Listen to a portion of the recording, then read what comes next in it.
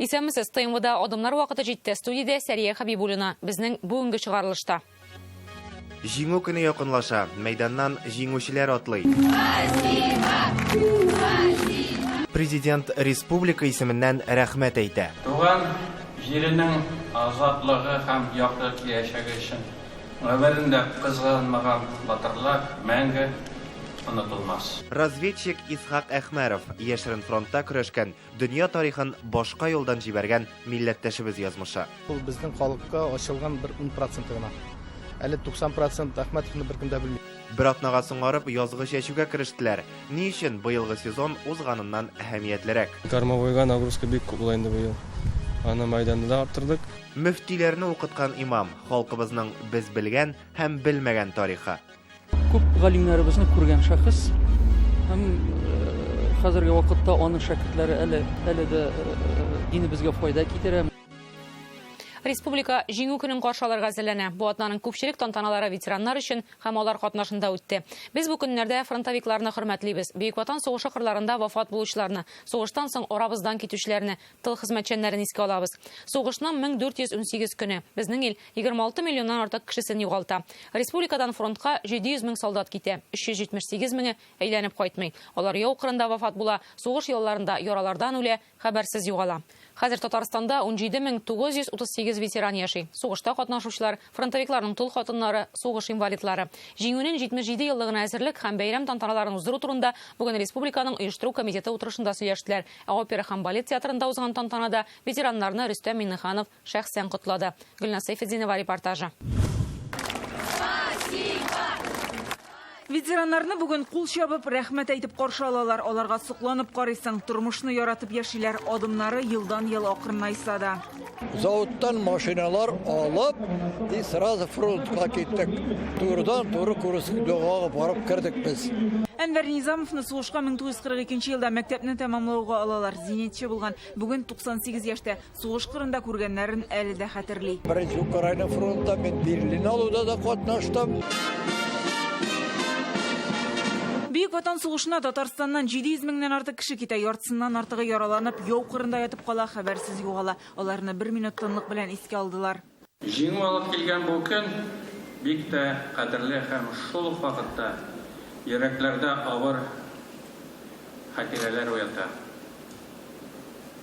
Туган җиренең азатлыгы һәм яктылык яшәге өчен гомерендә кызганмаган батырлар мәңге онытылмас. Батырлыгы өчен 200 мең Татарстанлы орден медальләр белән бүләкләнгән 353 кеше, Советлар Союзы герое, 51 фронтовик дан орденының тулы кавалеры. Үз ияләренә барып җитмәгән бүләкләр әле дә бар. Бүген Рөстәм Миннеханов аларны фронтовикларның туганнарына тапшырды. Яуда күрсәткән батырлыгы өчен Иван Медведевка тиешле Кызыл байрак ордены таныклыгын оныгы Николай Урюпов алды.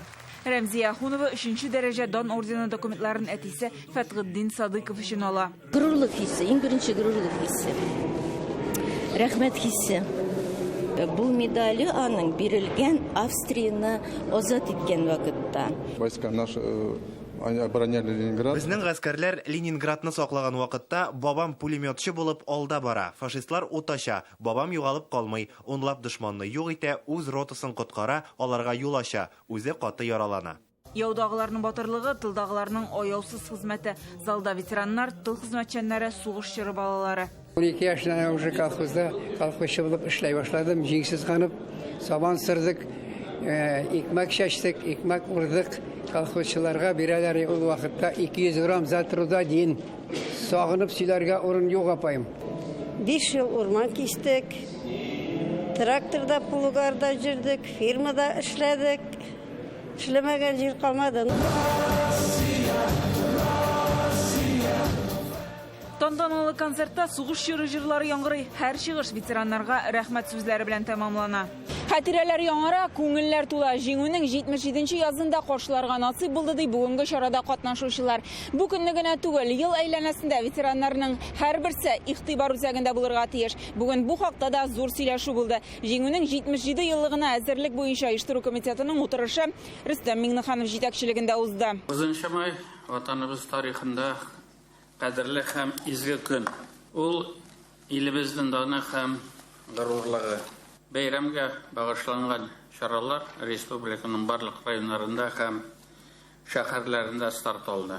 Соңгы 5 елда республикада ветераннар саны 3 тапкырга кими 55 мең иделәр. Хәзер 17,938 кеше. Ветераннар өчен социаль хезмәт күрсәтү, диспансерлаштыру, дару, торак белән тәэмин итү программалары эшли. С начала реализации программы Ветераннарны торак белән тәэмин итү өчен федераль бюджеттан соңгы елларда 20 миллиард сум акча бүленде. 19 мең ветеран фатир алды. Быел 2 ветеран торак шартларын яхшыртты. Соңгы елларда 1500-нан артык торакка ремонт ясалды. Президент указы нигезендә бүген 14 завод хезмәт батырлыгы предприятиесе исеменә лаек булды. Биналарына истәлекле такталар куелачак. Ватандашларыбызның җиңүгә керткән өлешен барлау дәвам итә. Хәтер китабының 28 томына фронтта һәлак булган 380 мең кешенең исеме кертелгән. Бу көннәрдә республикада яшьләр сугышта катнашучыларның каберләрен, һәйкәлләрен тәртипкә китерә. Бу инде безнең өлкә үзебезнең урта мәктәп өстендә. Алар карыйлар, алар чистарталар, алар бу бит инде беренче чиратта әйтергә кирәк әле балаларның тәрбиясе дәген. Чәчәк куеп китү генә түгел, алар ул һәйкәлләрне сакларга тиешбез, аларны белергә тиешбез. Анда кемнең фамилиялары, кемнең исемнәре язылган. Сораштырылучы яшьләрнең 70% ил тарихында горурланырлык вакыйга дип Бөек Ватан сугышында җиңүне атый. Огромное количество мероприятий, и здесь вся республика, очень большая роль наших ветеранских организаций. Президент быелгы чараларны югары дәрәҗәдә оештырып, Бөек Ватан сугышында җиңүнең 80 еллыгына әзерлекне бүгеннән башларга тәкъдим итте. Гөлназ Сайфетдинова, Вадим Илларионов, Яңа Гасыр каналы. Бөек Ватан сугышы барышын тамырдан үзгәрткән бәрелешләр, вакыйгалар, шәхесләр бар. Шуларның берсе милләттәшебез Исхак Әхмәров. Совет разведчигы, Америкада Совет резидентурасы җитәкчесе. Аны бездә иң яшерен татар, яшертен фронт каһарманы дип йөртәләр. Исеме озак еллар киң җәмәгатьчелеккә билгеле булмый, әмма ул тормышка ашырган проектлар дөнья тарихын үзгәртә. Шуларның берсе 2нче бөтен дөнья сугышы елларында тормышка ашырыла һәм снег дип атала. Исхак Әхмәров бу операцияны уйлап табучыларның берсе. Аның нәтиҗәсендә Япония Советлар Союзына һөҗүм ясамый. Безнең исә моңарча көнчыгыш шикләрен саклаган гаскәрләрне көнбатышка күчереп, Мәскәүне дошманнан саклап кала. Җиңү көн алдыннан без танылган якташыбыз турындагы гаҗәеп истәлекләрне яңарттык. Шушы китап чыкканнан соң инде без үзебезнең данлыклы якташыбыз, легендар разведчик Исхак Әхмәров турында бик күп мәгълүмат ала алдык. Виталий Павловның операция «Снег» дип аталган китабы дөнья күргәннән соң татар разведчигы турында шактый күп кеше белә. Әлеге операция хакында хәзер берничә фильм да бар. «Снег», ягъни «Кар» операциясе 1941 елның көзендә Советлар Союзына каршы һөҗүмгә әзерләнгән Япониянең планнарын үзгәртүдән гыйбарәт. Ул чакта Гитлер Германиясе белән сугышкан Совет армиясенә каршы Япониядә Ирак көнчыгышта 2нче фронт ачарга әзерләнгән була. Разведчик Исхак Әхмәров катнашында тормышка ашырган операциядән соң Япония СССРга каршы түгел, Америка Кушма Штатларына сугыш игълан иткән. Ул инде Америка белән Японияны бәрелештереп, Ирак көнчыгышта 2нче фронт ачылуны булдырмаска. Аның иң төп асылы шул була. 2нче бөтен дөнья сугышын бөтенләй башка юнәлешкә барып җибәрә. Аның идеясының авторы, аны төп эшләүчесе, бөтен нигезләмәләрен, бөтен эшләүче була Исхак Әхмәров. Исхак Әхмәров 1935 елдан алып 10 ел Америкада разведкада эшләгән, Кытайга командировкаларга йөргән. Бу тәҗрибә Кар операциясенең нигезенә салына да. Ул Америкадан Япониягә адресланган документлар әзерли. Янәсе АКШ Япониягә Кытай, Вьетнам, Корея, Маньчжуриядән тиз арада гаскәрләрне чыгарга кушып кискен шарт куя. Моннан Япония сугышның кичектергесез булуын аңлый. Нәтиҗәдә 1941 елның 7 декабрендә Американың иң көчле хәрби базасы Перл-Харборга японнар һөҗүм ясый. Әхмәров һәм хезмәттәшләренең бу планны ни рәвешле тормышка ашыра алуы турында апрельдә федераль каналда чыккан «Начальник разведки» фильмыннан күрергә була. А если японцы пойдут на это? Ни в коем случае. Если американцы выдвинут ультиматум, это будет гигантский шаг на пути к войне между США и Японией. Товарищ Әхмәров уже все подготовил? Почти. Бу бик үтә яшерен операция була. Шуңа күрә Сталин аны әйтә, ул бер җирдә дә теркәлергә тиеш түгел. Бу операцияны онытырга кирәк. Аның турында 5 кенә кеше белә торган була. Бу документлар сакланмаган, аларны бетергәннәр. Шул без әле бу операция турында белмәгәндә булыр идек. Бу фактлар данлыклы татар кешенең исемен дөньяга танытты. Безнең өчен аның Татарстан белән тыгыз бәйле шәхес булуы кадерле. Исхак Әхмәров Чиләбе өлкәсендә туса да, 6 айда ук әнисе белән Биектау районының Кече Битаман авылына күченә. Белем алырга Казанга килә. Казанның Жуковский урамы 4-нче йорт диварында Исхак Әхмәров истәлегенә хәтер тактасы куелган. 1920 елдан алып 21 елга кадәр ул бу бинада эшләгән. Гомумән аның шәхесенең формалашуы Казан белән тыгыз бәйле. Монда ул урта белем ала, партиягә керә, халык депутатларының Казан советы депутаты итеп сайлана.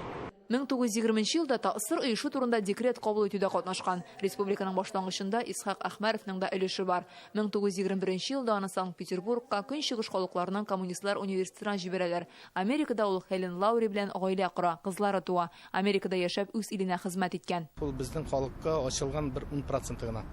Әле 90% Әхмәтовны беркем дә белми. Чөнки разведка эше шундый әйбер, чөнки әле ул бит безнең Россия кешесе түгел, разведкада булганда ул төрек вәкиле булып Америка эләккән төрек гражданины булып инде. Шуңа күрә ача менә яңа фактлар килеп чыга башлады. Җир шарында күп файда эшләгән разведчиклар арасында безнең данлыклы татарларыбыз бар. Менә шуңа шатланабыз инде. Аның исемен халыкка таныту зарур. Исхак Әхмәров турында татар язучысы Рафис Курбан Әхмәров романын язган. Бөек Ватан сугышында иң беренче кискен бурылыш, кискен җиңү безнең Советлар Союзының менә шушы операция нәтиҗәсендә килеп чыккан. Атом бомбасын безнең Советлар Союзына Исхак Әхмәров кайтара. Бөтен материалларны. Татарстан ярдәме белән Исхак Әхмәров турында 2017 елда Мистер Резидент фильмы төшерелгән. Татар режиссерлары да аның турында яңа фильм төшерергә ниятли. Минем уйлавымча, бу татар милләте өчен, татар халкы өчен бик горурланып торган шәхес. Без күп кенә кинолар төшерәбез. Сәнгать әһелләре турында язучылар, артистлар, ул әлбәттә кирәк, ләкин бу дәрәҗәгә җиткән кеше безнең минем уйлавымча татар милләте арасында әле. 2020 елда Мәскәүдә Исхак Әхмәров һәм аның хатыны Хелен Лаурига һәйкәл ачылды. Троицкида һәйкәле бар. Татарстанда аның Мәскәүдә яшәүче кызлары тапшырган шәхси әйберләреннән күргәзмә эшли. Мәктәпләргә кертергә кирәк, әлбәттә, китаплар чыгарга кирәк. Фильмнарны күбрәк төшереп, без менә бүгенге көндә bir ssenarий эшләдек, продюсерлар белән аның турында художественный фильм. Исхак Әхмәровның исеме безгә 200 ел элек кенә ачылды. Тарихы әле гомумән өйрәнелмәгән диярлек. Димәк, ул башкарган эшләр арасында дөнья тарихын үзгәрткән башка мөһим вакыйгалар да булуы ихтимал. Фирүзә Мәҗитова, Рәмзил Гарипов, Алмаз Зиядинов, Яңа гасыр каналы. Татарстан районнары бу атнада чәчүгә чыкты. Алдагы 10 көндә яңа уңышка нигез салыначак. Быел азык-төлек белән тәэмин итү мәсьәләсе бермә-бер актуаль. Беренчедән, март айында кибетләрдә ясалма рәвештә тудырылган ажиотаж азык-төлек запасының кирәклеген һәм аның әлбәттә үзебезнеке булса яхшырак икәнен күрсәтте. Икенчедән, кайбер белгечләр быел дөньяда, ягъни глобаль ясылыкта караганда азык-төлек кытлыгы билгеләрен күрә. Моңа янәсе геосәяси, икътисади сәбәпләр, табигатьтәге хәлләр, климат үзгәреше йогынты ясарга мөмкин. Шушы шартларда авыл хуҗалыгында тотрыклылык кирәк. Тагын бер коры ел килү хәлне катлауландырыр иде. Әлегә фаразлар яхшыга. Татарстанда игеннәр узган елгы мәйданнарда үстереләчәк. Әйдәгез саннарны карыйк. Республика кора, будай, шикәр чөгендерен өстәмә мәйданнарда утыртырга җыенмый, бәрәңгә генә бераз арттырылачак. 2022-нең чәчү үзенчәлекләре турында Рания Абдрахманова. Бу атнада язгы чәчү башландыгына, эшнең иң кызган чагы киләсе атна 10 көнгә туры киләчәк дип фаразлый авыл хуҗалыгы белгечләре. Татарстанда 2 миллион 800 мең гектар чәчүлек җирләре бар. Шуларның 1 миллион 800 мең гектарына үсемлекләрне быел язын чәчергә туры килә. Әлегә эшләрнең 25% башкарылган. Көньяк һәм көнчыгыш районнары актив. Зәйдә язгы мәйданнарның яртысыннан артыгы чәчелгән. Эшнең 3тән берен Буа, Аксубай, Лениногорск, Спас, Нурлат районнары башкарган. Нурлат районының биләр хуҗалыгында язгы кыр эшләре апрельдә башланган. Башта уҗымнарны тукландыралар, аннары чәчә башлыйлар. Кырда бер юлы 36 техника эшли. Техника бик яхшы, современный инде, компьютер белән эшли барда. Бүләр җиризле. Әйбәт кенә чәчәбез, чәчүне яхшы гына сыйфатлы эшләргә тырышабыз инде. Быел чәчүгә керергә әзерлек бик әйбәт булды безнең. Механизаторларны да комплектовать иттек. Ашлама рекордный бүтәннеләргә караганда норматив срокларда эшне бетерербез дип өметләнәбез. Нурлат республиканың көньяк районы гадәттә чәчүгә беренче булып чыгалар. Ә менә республиканың төньяк районнары киресенчә басуларга әле техникасын кертә алмый. Туфрак әзер түгел. Бу атнада монда кар яву да эшне туктатты. Кайда җире төшкән, шунда рак диктирганчы дип чәчәбез инде булай. Әрдәм күп җирдә тырмалаулар бик авырдан бара. Шуңа менә бу безнең икенче басу сулы шәшелә. Былтыр монда арпа шешкән булалары җәй кыры килгәнлектән гектарыннан 25 центнер уңыш җыеп алынган. Быел өметләре 35 центнерга. Узган елны кертелгән ашламалар да үз эшен эшләргә тиеш диләр. Былтыр иртәрәк чыкты. Бу вакытта где-то инде бер 600 ләп шәшелгән булгандыр инде. Шәшүченең эше иң җаваплысы дип саный 35 ел механизаторлык тәҗрибәсе булган Данил Рәхимов. Шәшү инде ул электән инде авыр хезмәт инде. Анда бит инде синең башка агрегатта син үттең киттең, аның тишелмей. Бездә бит ул арттан тишеләк. Андары тишелгәч карап җөрисең инде үзеңнең хезмәтеңне. Менә мин булайрак эшләгәнмен икән дип. Кырлай хуҗалыгында сыйфатлы ырлык белән эшләүгә өстенлек бирсәләр, күрше Казанкада исә техникага игътибар зур. Чыкканга бер 5 көн бар инде. Ахыргы басу битү ягында инде басулар сыйылды, тизләшә булмады. Техникалар бар, шулар тырышса инде. 21 елда без, 22 елның башында 60 миллионга якынлык техника алдык инде. Безнең хуҗалыкта шетел тракторы бер техника да юк. Мәлектән принципиально үзебезнең техника белән алырга тырышып бардым. Арча Татарстандагы иң зур язгы шәшү мәйданы булган районнарның берсе. Шул кадәр үк шәшү җирләре тагын Буа, Ознакай, Актаныш, Чистайда бар. Ә менә Алабуга, Лаеш, Югарыслан, Яшелүзән, Менделеевск кебек Казанга якын һәм сәнәгать предприятиеләре булган җирлекләрдә шәшү мәйданнары аз. Татарстан терлекчелек төбәге булгач, былтыргы кырлыкны һәм запасларның кимүен исәпкә алып, быел азык культуралары мәйданы арттырылган. План буенча азыкны ел ярымга җитәрлек итеп әзерләргә җыйналар. Кормовойга нагрузка бик күп була инде бу ел. Аны мәйданны да арттырдык, теге елдан караганда. Бу ел запаслар почти 500 гектарга арттырдык инде мәйдан. Яңа культуралардан күбрәк май культураларына игътибар арта. Әйтик, соя мәйданнары 3 тапкырга зуррак булачак, җитен мәйданнары киңәя. Соңгы елларда республикада кукурузны бертеккә күбрәк игә башлаганнар. Терлекчелектә сөт булсын өчен кукуруз кирәк. Бодай, арпага да игътибар зур. Шикәр шигендер мәйданнары элеккечә кала. Чөнки кырылык булса да, Татарстан халкына җитерлек шигендер җитештерелгән. 130 мең тонна кирәк потребность булса дигәндәйме? Татарстан халкының әле бу бөтен промышленный предприятиеләр белән безнең игелде, җитештерелде 176 мең тонна шикәр хәм. Безнең илгә карата кертелгән санкцияләр авыл хуҗалыгына да яңа сынаулар бирә. Чит илләр, аеруча Европа белән җайланган транспорт элемтәсе өзелү сәбәпле кайбер хуҗалыкларга орлык, запас чәчләр кайтмый кала, яки аларга бәя арта. Әмма тиз арада хәл итү мөмкинлеген табалар. Шуңа шәшүдә өзеклек булмый. Дөрестән дә орлык белән без бераз курыккан килеп җитмәс дип, менә шул шикәрләре безнең чит илдән килә торган, шул Европадан килә торган илләрдән шикәрләре Симәнке орлыклары. Алар практически бүгенге көндә бөтенесе дә Россия территориясендә керәсе киреп бетте. Безнең чит илдән арылган орлыкларыбыз практически юк дип әйтергә була. Безнең үзебезнең кукурузлыклар да бар, Симәнке орлыгы да бар. Нинди орлыклар кирәк? Авачный орлыклар үзебездә тоже җитештерә. Чит илне кәйбәтрәк кирәк булса, урожай бүтәнгә барса, да ансы чит илне. Но аның буенча да проблема юк. Шулай җитәрлек күләмдә ашламалар, горюче-смазочный материалларыбыз бар. Соңгы елларда хуҗалыкларның тукландыру технологиясенә караш үзгәрә башлаган. Без менә бу аммиачный селитраны туфракка теге таратып кына, коры җир өстенә таратып кына чыгалар. Бүгенге көндә алайттырып эшләүчеләр уже кимегәннән-кими күп хуҗалыклар инде хәзер эретелгән ашламаларны тамырга биреп, яфрак аркылы тукландырып, шундый технологиятан яңа юнәлешләрдә, прогрессив юнәлешләрдә эшне алып баралар. Ел үзенең нәтиҗәсен бирә. Моны 2021-не 2010 ел белән чагыштырып карага чачыклыйлар. Температуралар бер төрле булуга карамастан, 12 ел элек шул ук мәйданнардан 700 мең центнер уңыш алынган булса, былтыр кырылык елында 2 миллион тоннадан артык. Уҗымнар былтыргы белән чагыштырганда әйбәт кышлаган, 97% исән чыга. Ел сайын үсемлекчелек тармагына дәүләт ярдәме күрсәтелә. 1 миллиард 660 миллион сум акча хуҗалыкларга җибәрелгән инде, ел дәвамында 4 миллиард сумга җитәчәк. Бүген аграр алдында берничә өстенлекле бурыч тора. Олар булган дым запасы мөмкин кадәр күбрәк саклансын өчен шәшүлекләрне тукландыру һәм тормавыны тәмамлау, көзге кленга ревизия ясау һәм шәшү эшләрен сыйфатлы һәм югары темпlarda башкаруны тәэмин итү. Быелның февраль-март айларында азык төлеккә килеп чыккан ажиотаж товарның үзебездә җитештерелгән булуының ни кадәр әһәмиятле икәнен күрсәтте. Складта бар икән, борчылырга урын юк, кибеткә китереп кенә өлгер. Арча, Нурлат, Буа һәм Кукмара районнарыннан Рания Абдрахманова, Ленар Хуҗахметов, Яңа гасыр каналы. Быелгы май Татарстан өчен әһәмиятле даталарга бай. Тагын 2 атнадан без ил күләмендәге мөһим бәйрәм Идел буе Болгар дәүләтендә ислам динен рәсми кабул итүнең 1100 еллыгын билгеләп үтәчәкбез. Бу уңайдан уздырылачак чаралар рухи хәзинәләрнең тәэсире тагын да артуга, халкыбызның тагын да берләшүенә, тарихи гаделлек урнашуына этәргеч бирер дип уйлыйм. Әлеге сүзләрне президент Рөстәм Миңнеханов бу атнада Татарстан халкын Ураза гаете белән котлавында җиткерде. Атна башында мөселман дөньясы Рамазан аен тәмамлады. Быел беренче тапкыр бәйрәм намазы Казанның Өр-Яңа мәчетендә укылды. Ул Залесный бистәсендә урнашкан. Аның шушы күренешләрен күздән кичергәч, хәзер гыйбадәт кылу урыны гына түгел, шәһәрнең күркәм урыны икәнендә шик калмый. Залесный халкы аны бистәнең җәмик мәчете дип йөртә башлаган инде. Илгиз Шәкүров Әхмәт Зәки хәзрәт Сафиуллин истәлегенә салынган мәчет һәм аның татарда динне саклап калуга керткән зур өлеше турында.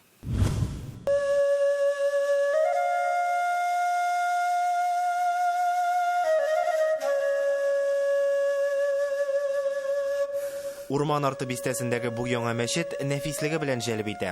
Залесный халкы белән Салават күпер микрорайонында яшәүчеләр өчен көтеп алынган Аллаһ йорты ул. Якын тирәдә башка мәчетләр бар-барын, тик аларда урын аз. Хәер, Әхмәт Зәки мәчетен мәчет дип кенә әйтеп булмый. Ул мөселман үзәге. Иң беренче чиратта әлбәттә мәчет, монда кеше килеп намаз укый ала. Һәм дә аерым дәресләр, группалар төзеп, без аерым дәресләр, шариат дәресләре дә үткәрәчәкбез ислам динебез турында. Шул ук вакытта инде монда никах үткәрү залы да бар, исем кушу залы шул ук вакытта, аннан инде җаназахана, шул ук вакытта корбанны шалу өчен урын булдырылган. 4 ел дәвамында төзелгән мәчетне Ураза гаетенә туры китереп ачтылар. Мөфти бәйрәм намазын шушында укыды. Татарстан җитәкчелеге мондагы тантанада катнашты. Безнең канал турыдан-туры трансляция алып барды. Ураза гаетендә бүген яңа мәчеттә каршыларга насыйп булды. Мәчет мөхтәрәм шәйхебез, остазыбыз, күренекле татар дин әһеле Әхмәт Зәки хәзрәт Сафиуллин исемен йөртә. Ул 20-нче гасырның иң күренекле дин әһелләренең берсе, Кырыс Совет Шуры имамы. Без хәзер танып белгән күп кенә имамнарның остазы. Әхмәт Зәки хәзрәт Сафиуллин Нурлат районыннан 99 ел яши. Озын, әмма катлаулы гомер юлы үтә. Әтисез үсә, хәерчелекне күрә, дингә каршы сәясәт алып барылган вакытта Урта Азиягә китеп яши. Аллаһка ышана, белемгә омтыла, эштән курыкмый. Казанга күченгәч, хәтта зоопаркта эшләүе билгеле. Әмнә бу бүлмәгә килеп кергәч, үзеңне бөтенләй башка чорга эләккән кебек хис итәсең. Бу мәчеттә урнашкан Әхмәт Зәки Сафиуллинның музей бүлмәсе. Биредә хәзрәт кайчандыр үзе киеп йөргән киемнәрне күрергә була. Менә бу мәсәлән аның намазлыгы, шулай ук биредә чалмасы, аның тәсбихы бар. Менә шулай ук телефон кенәгәсен дә күрәбез. Төрле җирләрдә, шул исәптән заводларда гади хезмәткәр булганда ук Әхмәт Зәки яшь шәкертләргә ислам нигезләрен өйрәтә. Аның укучыларының төгәл санын әйтеп булмый, чөнки ул гомере буе белем биргән. Заманында 4 мөфтине укыткан, шуларның берсе Тәлгат Таҗетдин. Менә бу 1980 елда төшерелгән кадрлар. Анда Тәлгат хәзрәт Мәрҗани мәчетендә җомга намазын алып бара. Артында беренче остазы Әхмәт Зәки хәзрәт Сафиуллин. Әхмәт Зәки хәзрәтнең укуларын оештырганда Тәлгат Таҗетдин хәзрәтләре килгәч, аның бер сүзе йөрәккә уелып калган иде. Мин ди гыйлемне Әхмәт Зәки хәзрәттән алдым. Шул алган гыйлемнән соң мин ди Бухара мәдрәсәсен бетердем ди. Аннан соң Каһирәдә укыдым. Әмма ләкин шуны әйтәсе килә, Әхмәт Зәки хәзрәттән алган гыйлем белән шушы калган уку йортларын үлчәүгә куйсам ди, Әхмәт Зәки хәзрәтнеке баса ди. Ул практик, ул гамәли менә динне таратучы Совет хакимияте елларында динне саклап калучы иң мәшһүр галимнәрнең берсе дип әйтергә мөмкин. Әхмәт Зәки хәзрәт Сафиуллин лаеклы ялга чыккач кына үзен тулысынча дингә багышлый. 1970 елда аны Мәрҗәнигә икенче имам итеп билгелиләр. Монда ул 20 ел эшли. Менә бу урыннары Әхмәт Зәки хәзрәт, Абдулхабир хәзрәт монда басып мәчеткә кергәнче сөннәт намазлары белән монда укыйлар. Хәзерге имам Хатип Мансур хәзрәт тә үзен Әхмәт Зәки хәзрәтнең шәкерте дип саный. Ул 2 ел аның машина йөртүчесе дә булган. Гади кеше дә, аерым булганда, өйдә булганда, бөтенләй менә чим-чыннан гади кеше шундый якын үзенә бик җәлеп итә торган кеше. Шундый яхшы мөнәсәбәттә. Ә инде мәчеттә ул бөтенләй башкача, ул имам, ул укытучы да, ул әти дә, ул галимда. Белемгә омтылу Әхмәт Зәки хәзрәтнең балаларына һәм оныкларына да күчкән. Федераль салым хезмәтенең Татарстандагы идарәсе башлыгы Марат Сафиуллин аның оныгы. Ул Дәүәт исе белән бергә яшәгәннәрен хәтерли. Насколько я себя помню, Дәүәт всегда занимался, совершенствовался. Дәүәти һәрвакыт белемгә омтылды. Исламны халыкка дөрес итеп җиткерүче иде. Әле дә хәтерлим. Төннәрен уянып китәм. Ул һаман өстәл янында нидер укый, яза. Я прекрасно помню, одной ночью иногда уж в детстве я вставал и видел, как Дәүәти вот с лампой занимается, работает над богословной литературой. Мин Коръәнне гарәп телендә укый алуым, ислам кануннарын буенча яшәвем өчен аңа рәхмәтле. Я могу читать Коран по-арабски, стараюсь соблюдать каноны ислама и верю во Всевышнего.